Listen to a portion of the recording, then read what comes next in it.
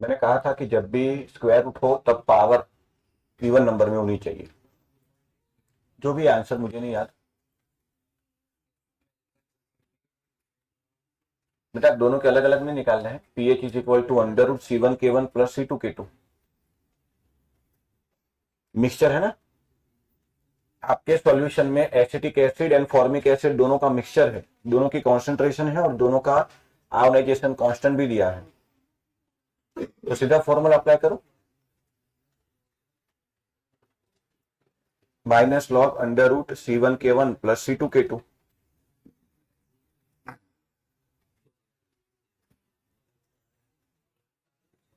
2.8 आ रहा है भाई, 2.8।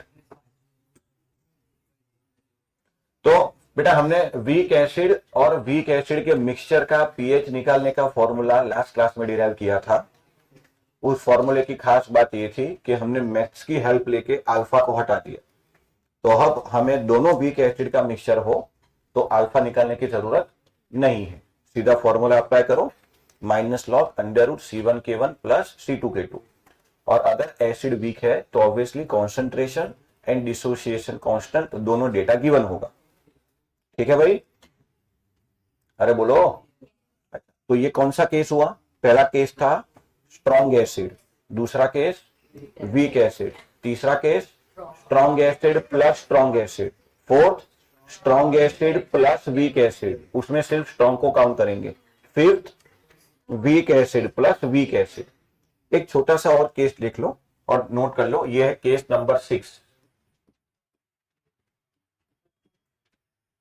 PH of polyprotic weak acid. Weak acid तो है बट क्या था? पोलीप्रोटिक। अच्छा, पोलीप्रोटिक का मतलब क्या हुआ बेटा? कम से कम दो से ज्यादा प्रोटॉन हो। ध्यान रखना, एक डाइप्रोटिक स्ट्रॉन्ग एसिड हमारे एग्जांपल में है, कौन सा? H2SO4। फिर से सुनो, डाइप्रोटिक स्ट्रॉन्ग एसिड का एग्जांपल H2SO4। तो उसका पीएच तो स्ट्रॉन्ग कैटेगरी से कर लेंगे। क्यों? क्योंकि H2SO4 gives 2H plus plus SO4 minus 2। तो क्वेश्चन में जो H2SO4 का कॉन्सेंट्रेशन होगा उसका डबल कर देंगे। पर पोलीप्रोटिक हो यानी दो से ज्यादा प्रोटॉन हो और वीक हो, उसके क्वेश्चन में बेटा थोड़ा ध्यान देना और इसके सवाल मिलेंगे आपको।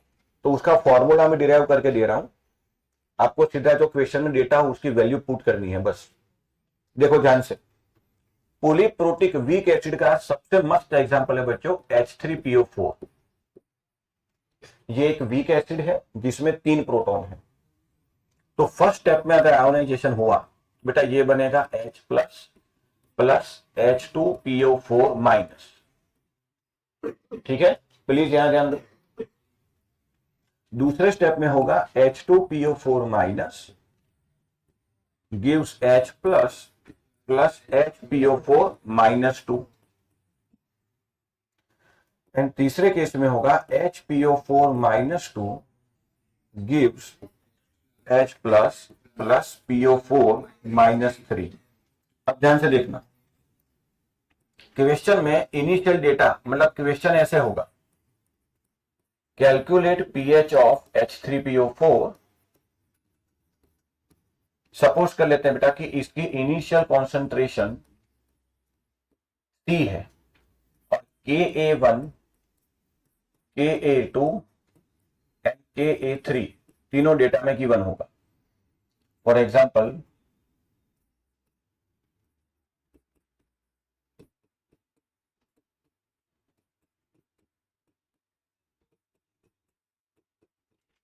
तो ये इंफॉर्मेशन जो होगी ना वो आपको एग्जाम में गिवन होगी, बराबर। अब आपको इसका पीएच निकालना है तो सबसे पहले क्या करेंगे, हम ये मान के चल रहे हैं कि इनिशियल कॉन्सेंट्रेशन कितना है? C। तो देखो अगर ये C है तो इक्विलिब्रियम पर ये C माइनस एक्स होगा, सॉरी C माइनस सी एक्स। बेटा इक्विलिब्रियम पे कैसे लिखते थे? C माइनस, तो ये क्या होगा? अच्छा अल्फा रहने देते, सीधा एक्स ही करके लिख रहा हूं, हमें तो फॉर्मूला चाहिए ना सिर्फ। चलो ये C, तो बेटा ये होगा कुछ कम होगा ना, C माइनस एक्स। जितना ये डिसोशिएट होगा उतना ये प्रोड्यूस होगा, सही है। अच्छा अब ये x यहां पर,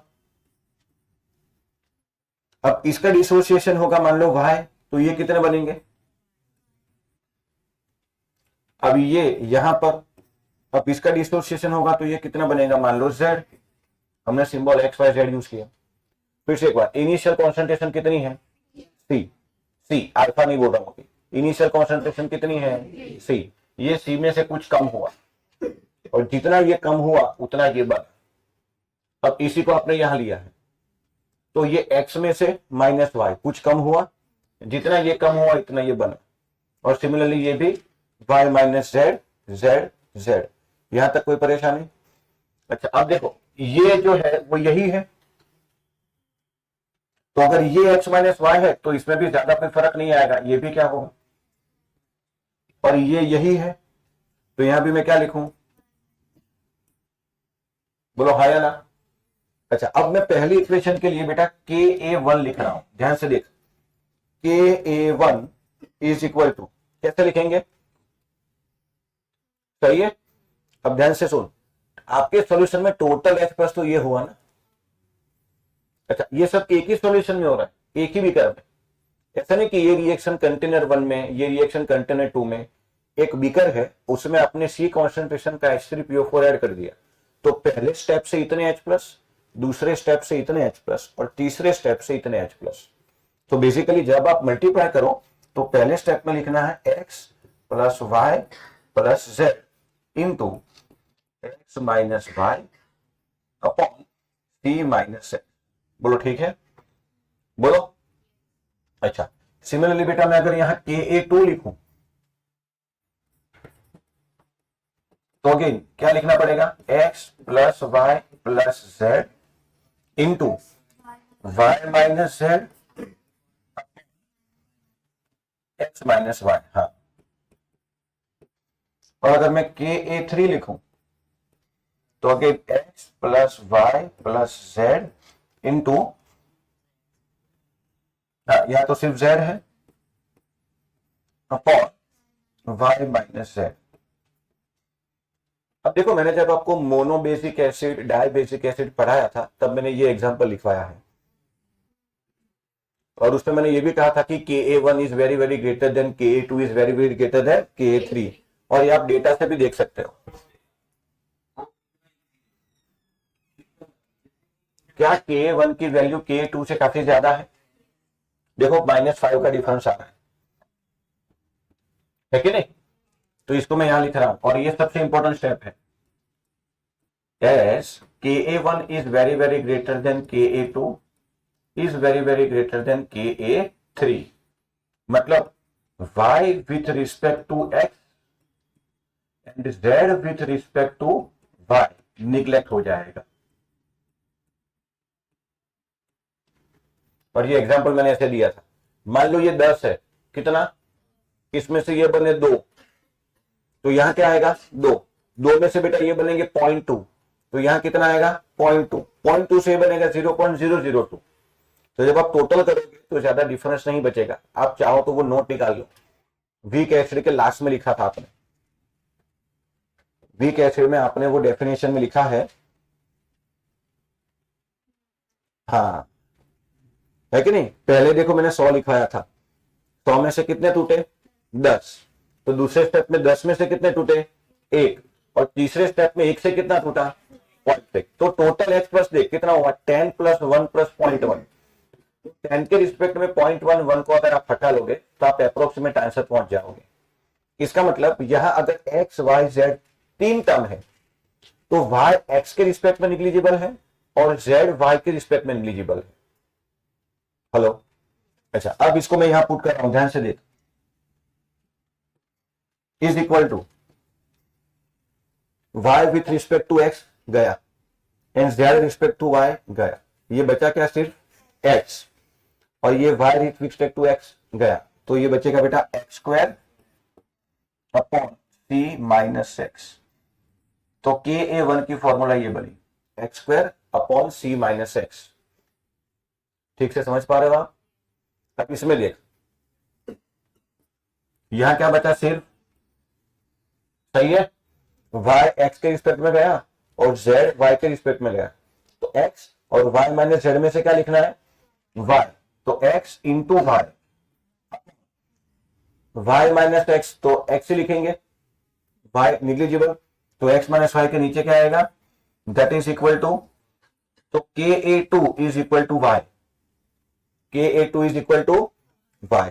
अब यहां देख, यहां क्या आएगा, into upon y minus z में क्या लिखेंगे, तो Ka3 is equal to x into Y, sorry x into z into Y. अब यहां से एक सबसे इंपॉर्टेंट बात, अगर कॉन्सेंट्रेशन पॉइंट 1 भी दी हो तो इसको सॉल्व करके आपको x लाना पड़ेगा। पीएच की बात कर रहा हूं, इसको सॉल्व करके क्या लाना पड़ेगा, x, और वो x की वैल्यू यहां रखोगे तो क्या बनेगा, H प्लस, उससे आएगी पीएच। मतलब यहां डेफिनेटली कोई चांस नहीं है, मैक्सिमम केस में क्वाड्रेटिक तो बनेगी ही बनेगी, या तो फिर डेटा ऐसा दे दे 1 कि कॉन्सेंट्रेशन 1 है तो क्वाड्रेटिक ना बने। हेलो, तो ध्यान रखना ये न्यूमेरिक में या तो फिर पैसेज वाले क्वेश्चन में भी आ सकता है। जो कह रहा हूं समझ पा रहे हो आप, एक पैसेज दिया हो उसके रिलेटेड 4 क्वेश्चन, ठीक है, तो 4 नंबर का सवाल हो सकता है ये। हालांकि एक सवाल आता है तो भी 4 नंबर का ही होता है, बट पैसेज की बात करूंगा, एडवांस की बात है ये, ठीक है। देखो अब यहां x की वैल्यू आपको K1 गिवन है ना भाई, क्वेश्चन में K1 गिवन है, x की वैल्यू आपको क्वाड्रेटिक बन के सॉल्व करनी पड़ेगी। फिर जो x आएगा वो आपके लिए क्या बनेगा, h प्लस, क्योंकि टोटल h प्लस ही क्या है x, फिर उससे pH निकालनी पड़ेगी। तो पहले तो आपको pH फिर ऐसे करके निकालनी है, मैं डैश करके छोड़ रहा हूं। पर दूसरी बात ध्यान रखना, वो क्या करता है, कई बार H2PO4 - 2 के कॉन्सेंट्रेशन भी पूछ लेता है, तो फिर x माइनस वाई को आप क्या लिए जाए, हाँ, तो जो x की वैल्यू क्वाड्रेटिक सॉल्व करके आएगी वही है उसकी वैल्यू। याद करो ऐसे सी अल्फा एन की और H प्लस की दोनों सेम आती है, या तो वो पूछ ले HPO2 माइनस, तो y minus Z, y minus Z को क्या बोला है आपने, y, तो बेटा वो तो डायरेक्ट ही है Ka2 के बराबर, इसलिए वो ये नहीं पूछेगा।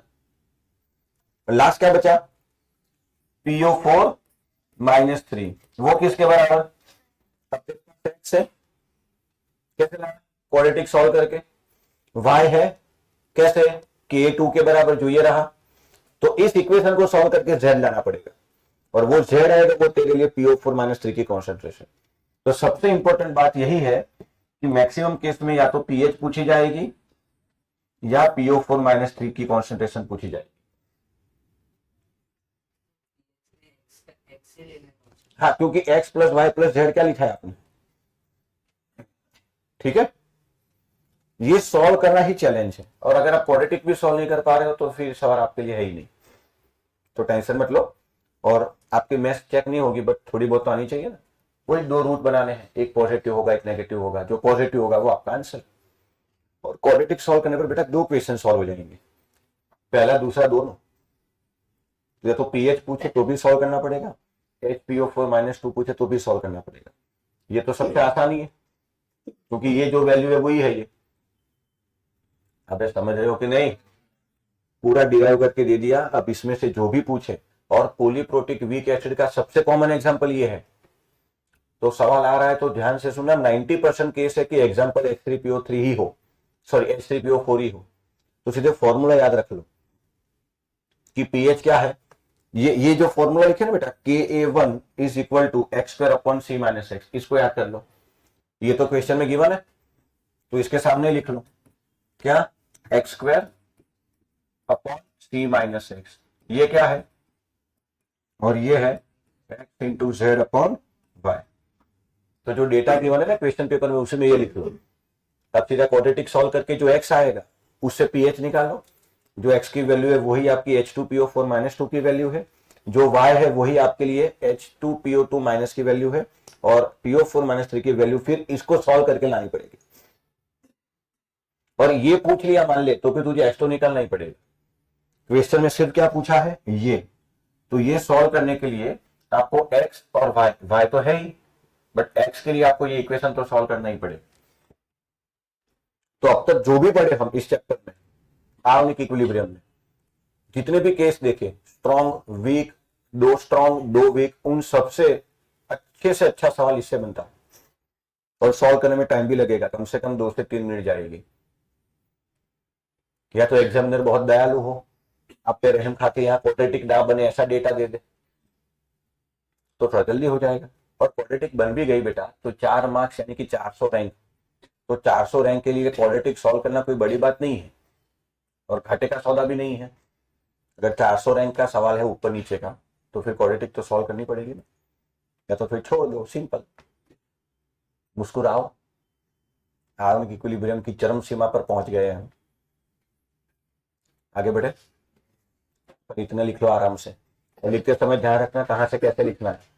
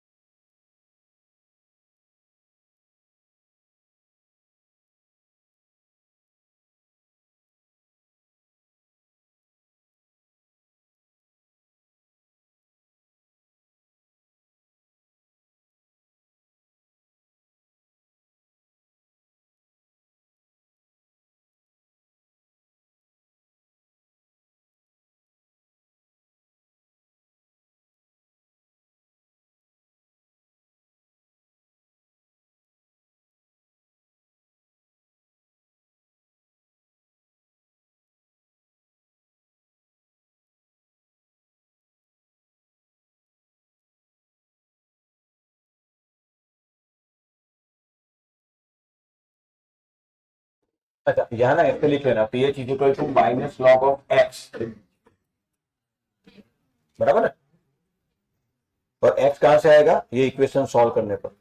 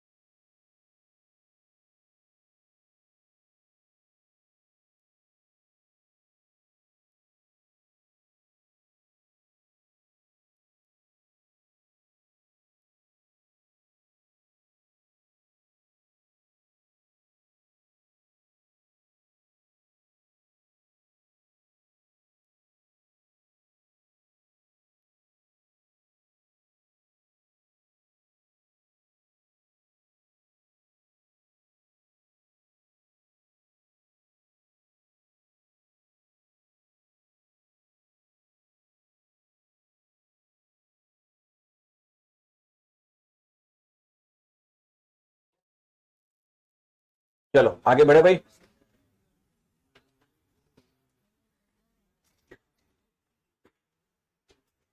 अच्छा, इसके क्वेश्चन वो बुक में जब सॉल्व करेंगे तब बताऊंगा मैं, उसके ऊपर 2-5 सवाल होंगे, डोंट वरी।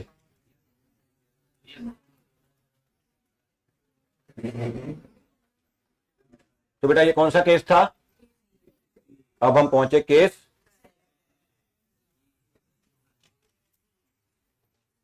शुरू करो भाई। चलो हेडिंग लगा दो, case 7, pH of strong acid plus strong base.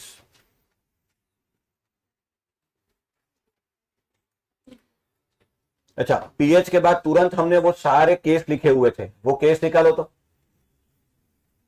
जब पीएच लिखा था ना तब से आपने सारे केस लिखे थे, केस 1 स्ट्रॉन्ग एसिड नहीं लिखवाए थे। चलो ठीक है, फिर भी सोचो कोई कॉम्बिनेशन रह तो नहीं गया। स्ट्रॉन्ग एसिड हो गया, weak acid, strong acid plus strong acid, strong acid plus week acid, weak acid plus weak acid, polyprotic weak acid. मतलब अब एसिड का मिक्सचर और बेस का मिक्सचर तो हो गया। अब ऐसे केस जितने एसिड और बेस मिक्स हो, तो बेटा अब जो भी कैटेगरी बनेगी उसको हम न्यूट्रलाइजेशन भी कह सकते हैं, क्योंकि एसिड प्लस बेस क्या बनाएगा? सॉल्ट। मतलब एसिड से जितने H प्लस निकलेंगे वो बेस के निकलने वाले OH माइनस को काउंटर बैलेंस करेंगे। तो अगर आपके सॉल्यूशन में एसिडिटी ज्यादा होगी तो फिर पीएच निकलेगी, और बेसिसिटी ज्यादा होगी तो पीओएच आएगी, है कि नहीं? तो अब जितने भी केस बनेंगे उसमें हम बेसिकली क्या देखेंगे? न्यूट्रलाइजेशन इस केस में। बाकी फिर बेटा सॉल्ट हाइड्रोलिसिस तो शुरू करना ही है। तो केस कौन सा हुआ ये? PH of strong acid plus strong base. अब देखो इसका एक बहुत प्यारा सा तरीका बताता हूं। आपको क्या करना है बेटा, क्वेश्चन को देख के M1V1 निकाल लेना है और M2V2 निकाल लेना है। क्यों? क्योंकि देखो बेटा मोलारिटी क्या होती है? मोल अपॉन वॉल्यूम इन। तो मोल क्या होगा? मोलारिटी इंटू वॉल्यूम इन। सही है? तो ये अप्लाई करने पर आपको क्या करना है? मोलारिटी को वॉल्यूम से मल्टीप्लाई कर देना है, और ये दोनों चीजें क्वेश्चन में होगी। जैसे आप मोलारिटी को वॉल्यूम से मल्टीप्लाई करोगे आपको H प्लस के मोल मिल जाएंगे, H प्लस के मोल। क्योंकि बेटा दोनों स्ट्रांग है तो अल्फा की रिक्वायरमेंट तो है नहीं, जितनी कॉन्सेंट्रेशन एसिड की होगी उतनी कॉन्सेंट्रेशन H प्लस की होगी। अब ए मैंने जानबूझ के लिखा है क्योंकि ए का मतलब होगा एसिड, ये किसके लिए? एसिड के लिए। और ये किसके लिए? अब 3 कंडीशन बनेगी, देखना। If A equal to B हो गया तो बात खत्म, pH 7। जितने H प्लस है उतने ही OH माइनस है। अच्छा ध्यान रखना, यहां एक बात और होगी, क्वेश्चन में मैक्सिमम चीज बेटा वॉल्यूम ml में लिया होता है। तो बेटा इसको बोलते हैं मोल, इसको बोलते हैं मिलीमोल। डोंट वरी, दोनों का मतलब एक ही है। ठीक है? तो अगर दोनों मिलीमोल में आ रहे हैं तो भी हम क्वेश्चन सॉल्व कर सकते हैं, यूनिट का कोई बवाल नहीं होगा। दूसरी चीज बेटा ये बनेगी कि अगर ए की वैल्यू ज्यादा है बी से तो क्या करना पड़ेगा बेटा? ए माइनस बी, फिर आपको H प्लस की कॉन्सेंट्रेशन निकालनी पड़ेगी ना। सीधी बात है बेटा, अगर ए बी से ज्यादा है, ये यहां देख के पता चल गया, मतलब आपके सॉल्यूशन में H प्लस ज्यादा होगा, प्लस की कॉन्सेंट्रेशन चाहिए पीएच के लिए, तो तब आप क्या करोगे? H plus is equal to A minus B upon V1 plus V2। Concentration के लिए मोल अपॉन वॉल्यूम करना पड़ेगा, क्योंकि इससे तो बेटा मोल पता चलेंगे ना, आपके सॉल्यूशन का टोटल वॉल्यूम नीचे आएगा। Similarly if B greater than A आया तो अब आपके सॉल्यूशन में क्या बचेगा? तो उस केस में क्या करेंगे? बी माइनस ए अपॉन V1 प्लस V2। अगर एक बार H प्लस पता लग गया तो पीएच निकालेंगे धूमधाम से, OH माइनस पता लग गया तो पहले POH फिर पीएच। तो ये भी काफी आसान सी चीज है, आपको सीधा मल्टीप्लाई करके देख लेना है कौन ज्यादा कौन कम। चलो एक क्वेश्चन आप खुद ही कर सकते हो, पहले इतना लिख लो।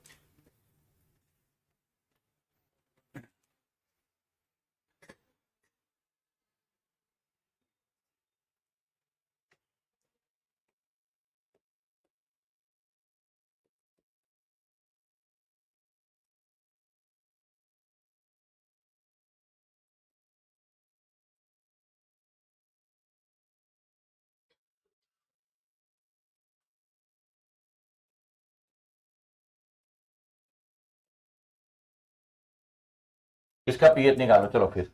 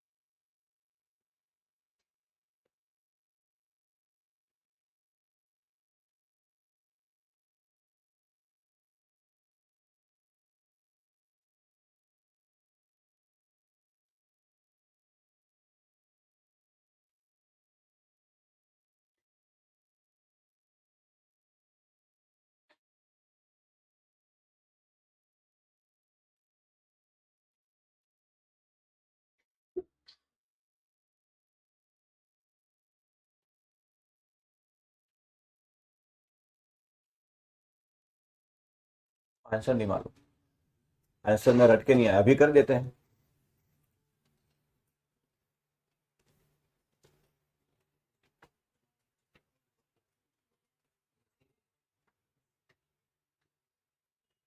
अच्छा, इसके ना टाइटल के ब्रैकेट में लिखना बेटा न्यूट्रलाइजेशन।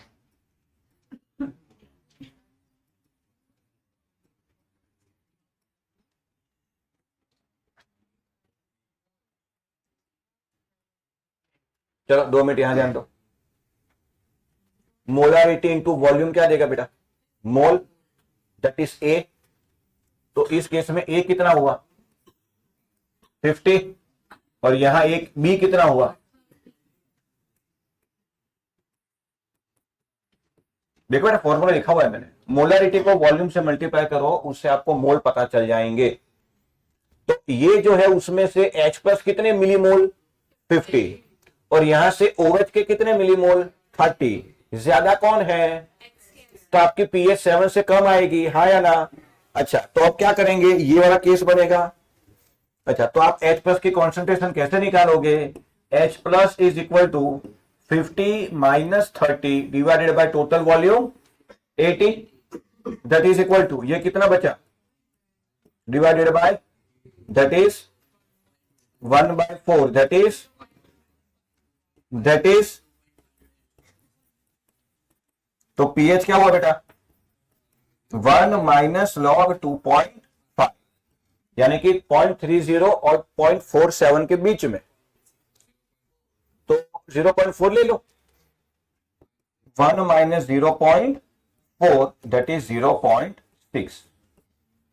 ठीक है भाई, बोलो बेटा। वॉल्यूम को मोलारिटी से मल्टीप्लाई करोगे क्या मिलेगा? मोल। दोनों के मोल लिख लो, ए और बी करके।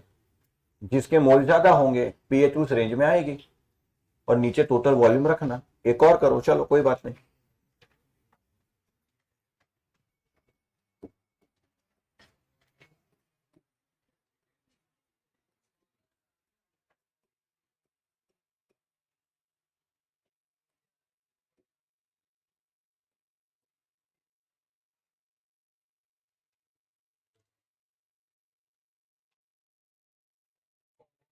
क्या बात है, दिमाग है आप लोगों में। चलो, मैं सोचा अभी करेंगे ये सब।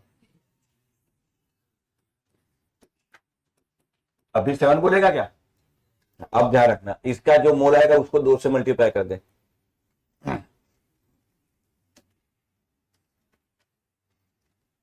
ये तो डायरेक्ट देख के बता, ये कितना हुआ? कितना बेटा? 2 2 जा 4 तो लिख ही रहा है मुझे, तो 20 तो बिल्कुल नहीं आएगा। 40। और बी ये कितना? अरे 40 इंटू 2 करना पड़ेगा ना। अच्छा, तो बेटा OH माइनस की कॉन्सेंट्रेशन 40 डिवाइडेड बाय 400। अरे बी माइनस ए। अब बेटा ये वाला केस है ना, बी ज्यादा है ए से, बी ज्यादा है ए से, डबल ही है लगभग। तो बी माइनस ए किया, that is 40 upon total volume V1 plus V2 400। कितना हुआ बेटा? 1/10,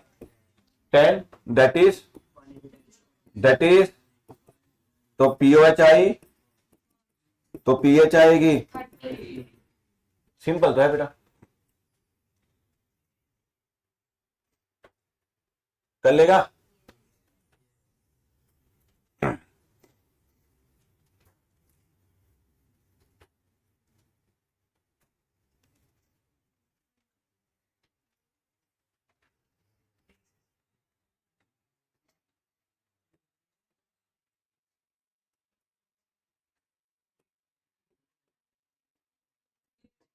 चल एक क्वेश्चन लिख, for which of the following solution pH will be 1,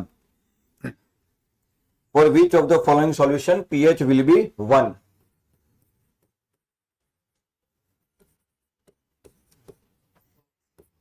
चार ऑप्शन लिख रहा हूं मैं।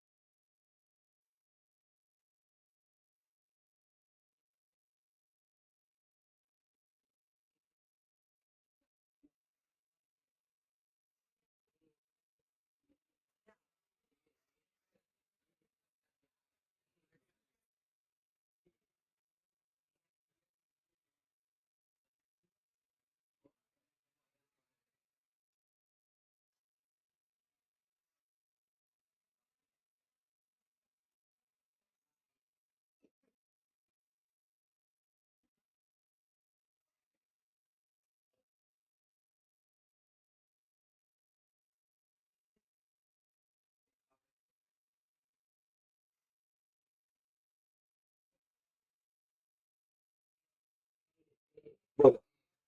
अच्छा, एक और बात ध्यान रखना, क्या ये 0.1 मोलर हुआ? हाँ, तो ये ऐसे लिखते हैं देखो।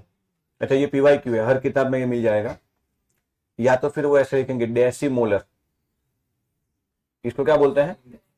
वही हुआ ना। अच्छा, पॉइंट, अच्छा तो इसको कैसे लिख सकते हैं? 0.2 मोलर, है कि नहीं? तो एग्जामिनर अगर ऐसे करके दे आपको डराने के लिए, अच्छा बताओ इसमें ए कितना आएगा भाई?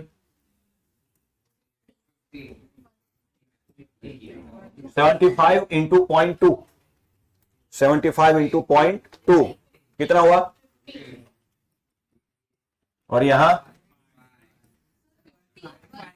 अच्छा सॉरी,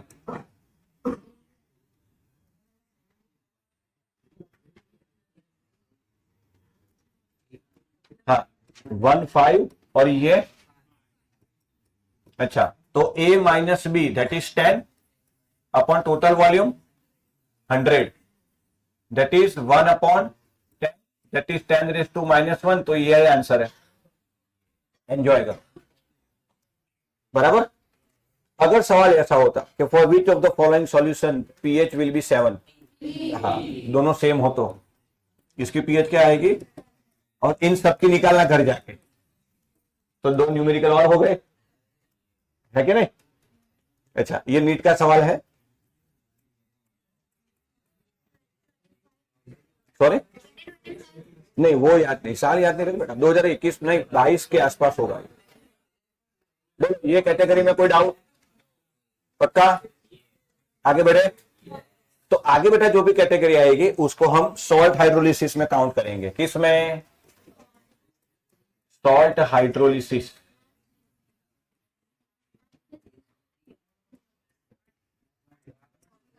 पहले तो बेटा इसकी डेफिनेशन लिख लो। नहीं, उससे आगे जो है वो यही है। जैसे अब कौन सा केस आएगा? स्ट्रॉन्ग एसिड वीक बेस, फिर वीक एसिड स्ट्रॉन्ग बेस। अब उसमें क्या होगा? उसमें हाइड्रोलिसिस होगा। तो आगे जितने भी मैंने केस लिखवाए हैं उसमें स्ट्रॉन्ग एसिड स्ट्रॉन्ग बेस का हाइड्रोलिसिस नहीं होता, तो उसकी आगे की जो 3 केस बाकी है उसको हम सॉल्ट हाइड्रोलिसिस में कवर करेंगे। पहले डेफिनेशन लिखो। हाँ, तो आगे जो भी कैटेगरी है ना वो इसको इसी में काउंट कर लेंगे।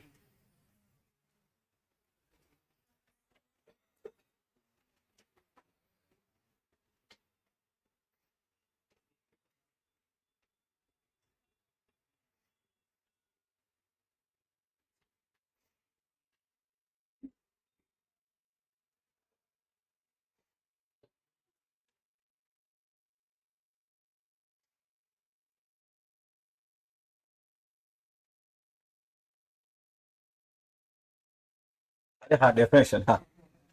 Ions of salt, ions of salt that combine with ions of salt that combine with H plus or OH minus ions, H plus or OH minus ions of water is called salt hydrolysis.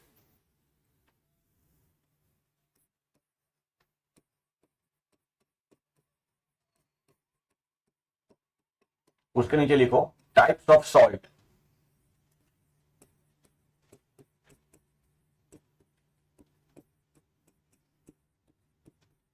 अब ये लिखते रहो।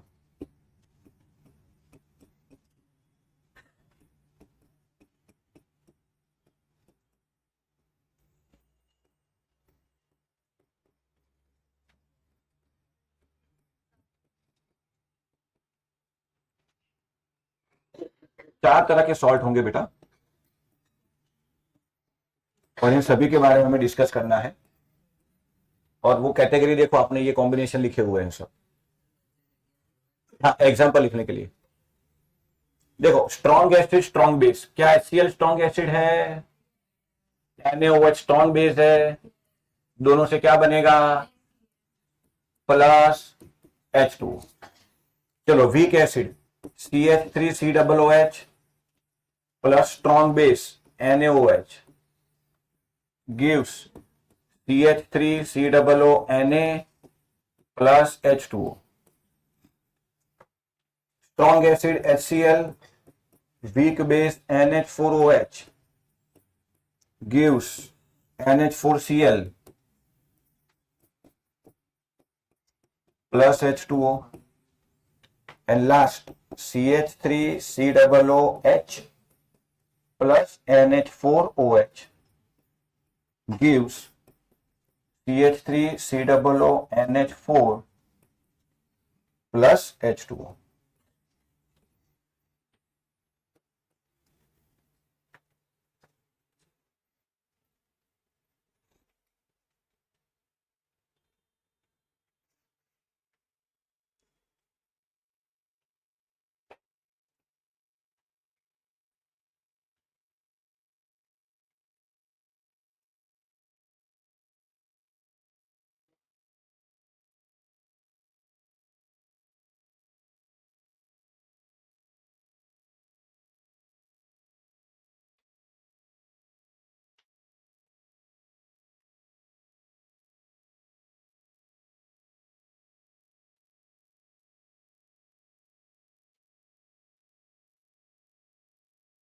ये category बेटा अब भी discuss की हमने।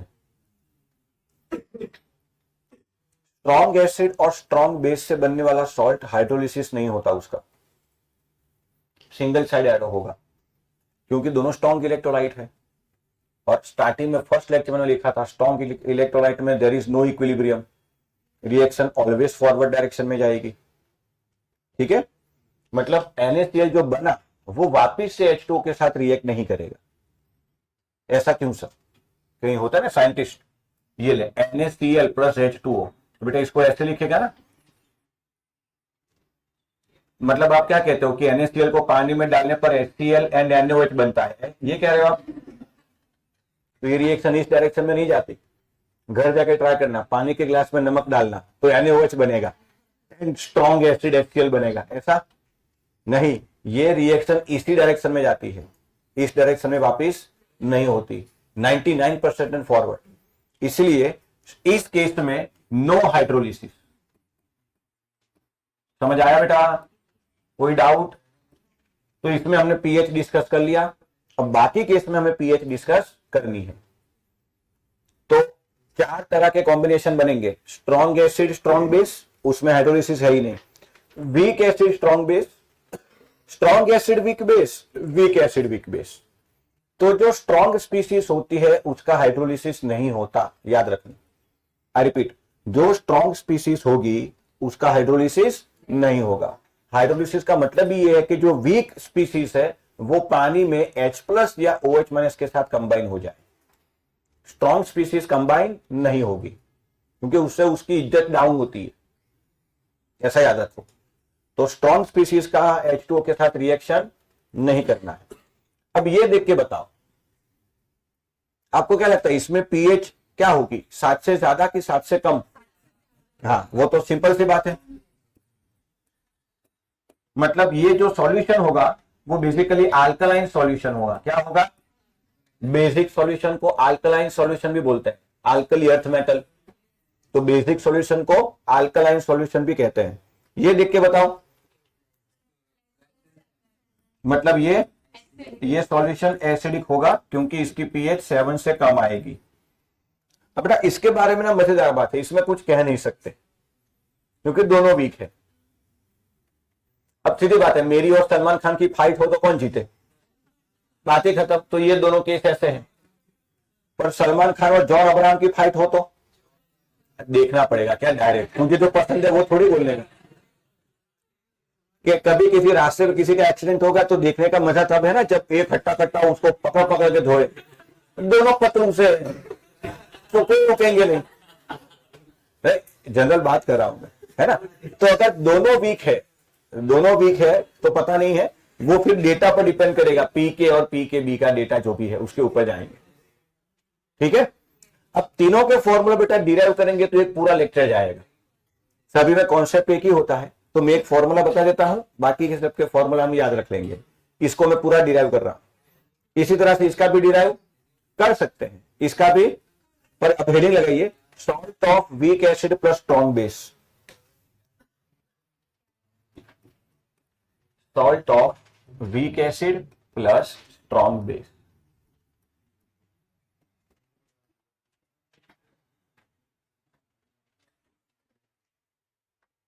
इसका एग्जांपल क्या लिखा बेटा अभी हमने?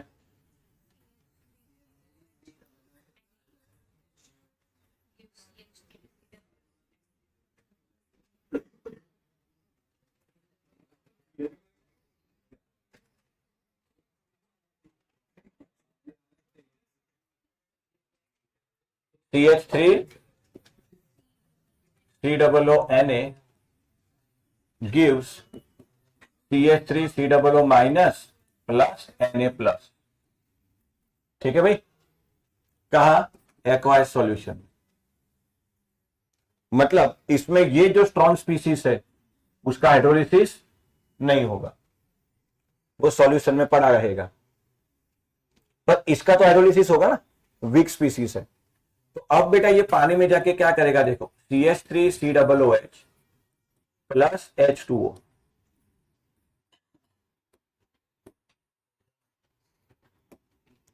CH3 COO minus plus H2O। तो इसमें बेटा दो स्पीसीज है, H plus and OH minus. तो इसके साथ कौन सी स्पीसीज रिएक्ट करेगी? H plus. तो बेटा बनेगा क्या? CH3 COOH plus OH minus. हाँ, तो ये मिल जाएंगे। तो फाइनल सॉल्यूशन बेसिक पीएच 7 से ज्यादा, पर हमारे लिए ये काम का है। अब इसका हाइड्रोलिसिस कितना हुआ, तो जैसे बेटा हम अल्फा यूज करते थे ना, डिग्री ऑफ डिसोसिएशन, वैसे यहां वर्ड यूज होगा degree of hydrolysis, that is H. कैसे लिखते थे बताओ तो, C minus C alpha, C alpha, C alpha. Alpha की जगह क्या लेंगे, जैसे अल्फा क्या बताता था कि कितना डिसोसिएशन हुआ, वैसे ये क्या बताएगा कितना हाइड्रोलिसिस हुआ।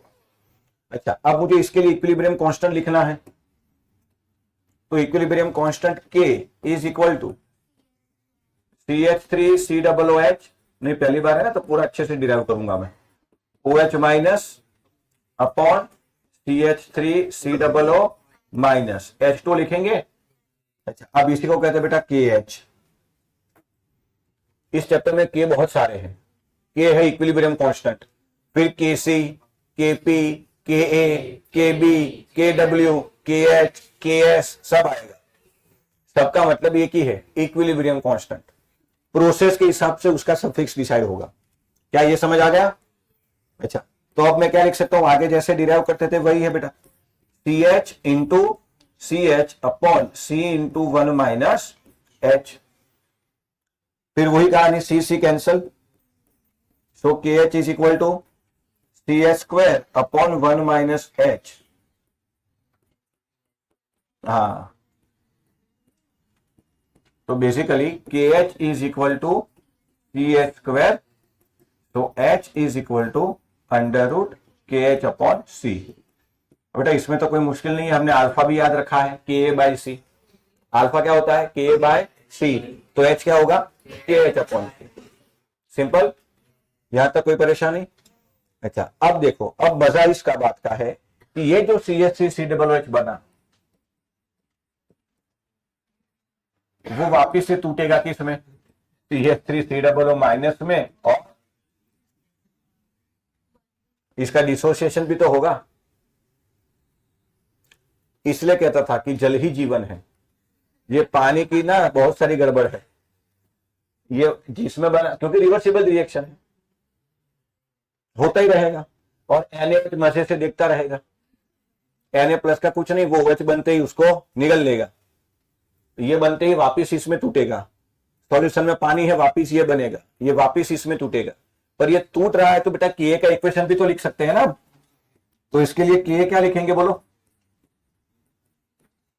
CH3COO minus into H plus upon CH3COOH। अब थोड़ा दिमाग लगाओ, KH इंटू Ka कर दो, KH वहां लिखा है देख, ये रहा KH, इसलिए मैंने लिखा था ये, और ये क्या है, हाँ CH3COO minus cancel, CH3COO cancel, तो KH इंटू Ka बेटा क्या बचेगा, H plus into OH minus, that is equal to KW। So KH is equal to KW by KA। अब जो मैं बता रहा हूं वो ध्यान रखना, आपके सॉल्ट में जो स्पीशीज वीक होगी उसका K आएगा फॉर्मूले में। इसमें वीक कौन है, एसिड, तो Ka आएगा। अगली कैटेगरी में स्ट्रॉन्ग एसिड वीक बेस है, तो उसमें फॉर्मूले में Kb आएगा। तो अब हम डिराइव नहीं करेंगे, सीधा इस तरह से लिख सकते हैं, पर हमें तो पीएच चाहिए ना, ये सब तो चलो छोड़ो, हमें तो क्वेश्चन सॉल्व करने हैं। हमें मतलब नहीं है केमिस्ट्री में आपने कितना अच्छा पढ़ाया, हमें तो रिजल्ट से मतलब है। तो बेटा OH minus is equal to CH है ना, यहां OH minus is equal to CH, तो H plus into OH minus क्या होता है KW, सो H प्लस क्या होगा OH minus, that is KW upon CH, that is KW upon C into under root KH upon, सही है, ये C square होके अंदर जाएगा, KW upon under root K H into C. अच्छा, ये हुआ बेटा आपका H प्लस। यह थोड़ा और अगर आपको सिंप्लीफाई करना है तो आप और कर सकते हो। अब आगे तो बेटा प्योर मैथ से H plus is equal to K W upon, अच्छा के एच की जगह मैं ऐसे लिख सकता हूँ बेटा, के डब्ल्यू अपॉन, के एच की जगह क्या लिख सकता हूं, के डब्ल्यू अपॉन के ए। अब यहां से स्क्वायर रूट हटाना तो ऊपर स्क्वायर करना पड़े, है ना। अच्छा, तो के डब्ल्यू कैंसल, एक के डब्ल्यू बचेगा और के ऊपर जाएगा। तो बेटा बेसिकली एच प्लस जो बनेगा वो क्या बनेगा बोलो तो, के डब्ल्यू इंटू के ए। बस, तो बेटा यहां से पीएच निकाल लेना, या तो फिर pH is equal to minus log, ऐसा लिख सकते हो ना, K W into K by C की पावर 1/, बोलो।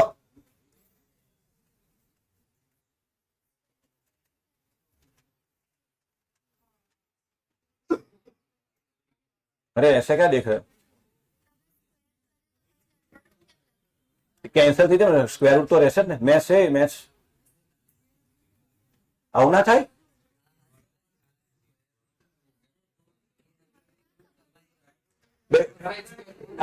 अब इसमें क्या कर सकता हूं मैं,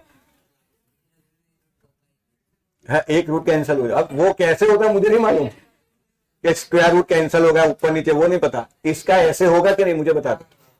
मुझे क्या तो मेरा फॉर्मूला याद होता है कैसे हुआ यहाँ से, मुझे मुझे फाइनल ये फॉर्मूला जो बना वो याद होता है। इसके आगे ध्यान रखना, ये भी हो सकता है, सुनो इसको आप आगे डिराइव कर सकते हो और एमसीक्यू में ध्यान रखना डायरेक्ट फॉर्मूला पूछ लेते हैं नीट वाले खास। इसको सिंप्लीफाई करो तो 1/2 आगे लॉग के डब्ल्यू मल्टीप्लीकेशन यानी और सब्सट्रैक्शन यानी, सॉरी डिवीजन यानी सब्सट्रैक्शन, ठीक है कि नहीं। अच्छा, माइनस को अंदर मल्टीप्लाई कर दो, इसको पूरा एक ब्रैकेट में लिख लो, तो ये होगा 1/2 माइनस लॉग के डब्ल्यू प्लस माइनस लॉग के ए और माइनस माइनस प्लस लॉग सी। क्या सही लिखा मैंने। अच्छा, अब माइनस लॉग के डब्ल्यू यानी पी के डब्ल्यू, और पी के डब्ल्यू होता है 14। अच्छा, 14/2।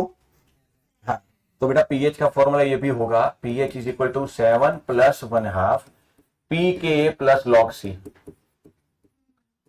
अब तुझे मान ली सीधा फॉर्मूला पूछे और तू बोले सर मुझे नहीं आता, तो यही तो था, सिंप्लीफाई करना आना चाहिए। या तो वो क्या करता है, -1/2 को अलग अलग मल्टीप्लाई करता है, 1/2 लॉग के डब्ल्यू, 1/2 लॉग के, -1/2 लॉग सी। बेसिकली याद आपको ये रखना है, इसको अलग अलग फॉर्म में डिराइव करके आप अलग अलग रेफरेंस बुक में देखोगे तो ये फॉर्मूला अलग अलग होगा। हेलो, टेक्स्ट बुक में क्या है। अच्छा, पर वो 7 प्लस है कि माइनस है, pH is equal to 7 plus 1/2 P K A. अच्छा, तो कॉन्सेंट्रेशन कहां गया, पर वो वीक है दोनों, इसलिए दोनों वीक होंगे ना, salt of weak acid weak base. हाँ, तो pH is equal to 7 minus 1/2 P K minus P K भी होगा, उसमें कॉन्सेंट्रेशन नहीं आएगा। डेरिवेशन सही है ना बेटा, मुझे देखो फाइनल फॉर्मूला याद है, ये जो किया वो ठीक है। अच्छा, तो आप ऐसा फिर आपको हर सॉल्व के लिए डिराइव करना है कि सीधा एक टेबल बना लेंगे, तो टेबल अगली क्लास में बनाऊंगा, पहले लिख लो। गजब टॉपिक है ना, इसलिए मैंने कहता था कि इक्विलिब्रियम तक रुक जाओ, है ना, फिर जब देखेंगे JEE नीट।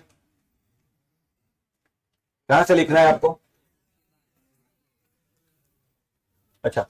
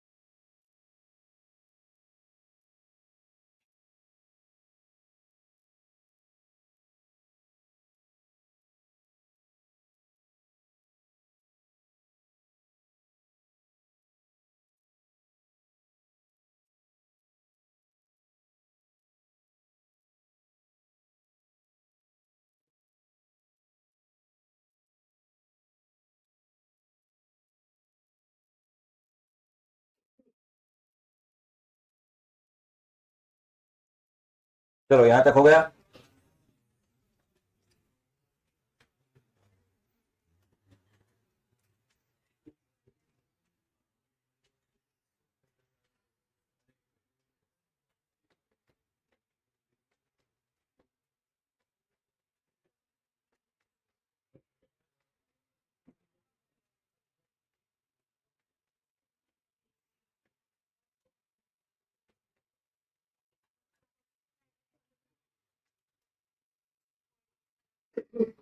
और ये सब नहीं होगा उसमें,